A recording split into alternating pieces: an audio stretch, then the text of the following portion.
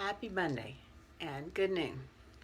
The last several Monday Minutes with Michelle have been about emotional health, mainly because we've discovered that COVID-19 has highlighted our emotional health, or lack thereof, right? For sure. So the last handful of times we've talked about taking responsibility for others' emotions, about the gifts that are underneath our anger, and about blaming and how it tends to comfort us. Today I want us to talk about over-functioning. Now, what is over-functioning? Over-functioning is when we're doing for others what they can or should be doing for themselves. It's easy for us to do for others, and it's easy to overlook the damage done to ourselves and the other person when we get into this habit. I remember my youngest son was in high school. I think he was a freshman in high school. When he sat down at his lunch table, he'd always taken his lunch. In the beginning, it was out of necessity. Then it was just because of habit. Eventually, it was because he had food allergies, but he always took his lunch. And he sat down at the table with his friends for lunch, and one of the girls complained about what was in her lunch. She also brought her lunch. Now, she did this every day, and he was really perplexed by this complaining of hers. And finally, that day, he said, "I don't understand. Why do you put in your lunch something you do not like to eat? When I make my lunch, I put in it what I want to eat." She looked at him with this kind of blank look and glazed over eyes. And finally she said, "I don't fix my lunch. My mom fixes my lunch." Well, if you know my son, he had a little conniption fit right there and said, "What? You don't make your own lunch? I've been making my lunch since I was 10 years old." So, side note tip to parents, 10-year-olds can make their own lunch. They need a little guidance, little parameters, but they can do it. So he was shocked that she didn't make her own lunch, but she complained about what was in her lunch, and she was, 14, 15 years old? She could make her own lunch. So here's what happens when we overfunction. First of all, it breeds resentment in ourselves. If we're doing something for everyone, then we start to resent that we're doing all the things. But it also perpetuates immaturity. Think about that girl that didn't make her own lunch. Where is she now at 30? I suspect she's immature. And then it prevents us from focusing on what we're actually designed for, because we're so busy taking care of what everybody else is responsible for. And the final thing it does is, it will destroy community.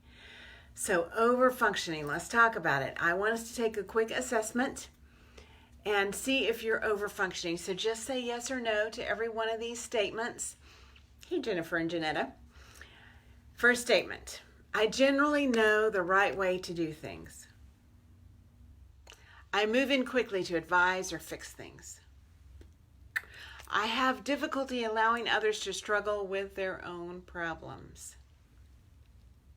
In the long run, it is simply easier to do things myself. I don't trust others to do as good a job as I do. I often do what is asked of me even when I'm overloaded. I don't like to rock the boat, so I cover for other people's shortcomings. Other people describe me as stable or having it all together. I don't like asking for help because I don't want to be a burden. And I like being needed. Now, I don't know how many statements that was, but several. If you answered yes to 4 or more, you're probably over-functioning somewhere. If you answered yes to 7 or more, you're already paying a big price for your over-functioning. So I'm going to remind you, this idea of over-functioning is doing for others what they can and should do for themselves. And what happens is, when we step into that, we start getting resentful. So if you're feeling resentful, you might be over-functioning. And the rest of what happens is the people around us are probably not maturing. We're perpetuating their immaturity. And it prevents us from being and doing what we were really set here to be and do, and how we were designed, because we're so busy focusing on everything else and taking up the slack for everyone else. And eventually, depending on what community you're doing that in, it can destroy the community, because healthy communities are built on this idea of everybody taking responsibility to the point of, what their age appropriate, development appropriate, capacity appropriate is. So if you've decided in these last couple of minutes that you are over functioning, here's what you need to do. First, admit it. Hey, you did the first step. Admit you're over functioning. You might be thinking in your head, nobody can take care of them like I can. I'll mess up his life. He'll be pushed over the edge if I don't, or if I do. The kids will suffer, or things will fall apart if I do or don't. So admit you're overfunctioning, then introduce the change. Decide what change needs to happen. In the case of the high school girl that didn't make her lunch, man, mom needs to go to her and say, guess what? You're making your lunch from here on. Here's your supplies.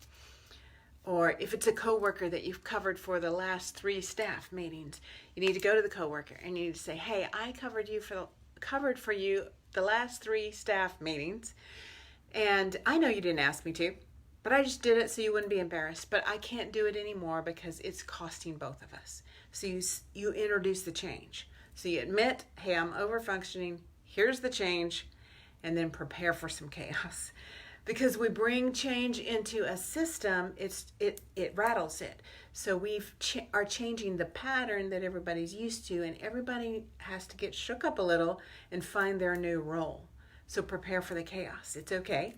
Just plan on standing firm in the middle of that chaos. Don't go back to what you used to do. So if you're over functioning, meaning you're doing things for people that they can do for themselves, admit that you're doing it. Introduce the change that you want to make, prepare for chaos, and stand firm. So my challenge for us this week is, where are you over functioning? And what is the next step you need to take? I'm Michelle Gooch with Life by Design. I'm an empowerment coach. I love partnering with you to get you where you want to go. You can find me at lifebydesign.guru, www.lifebydesign.guru. I'll see you next Monday.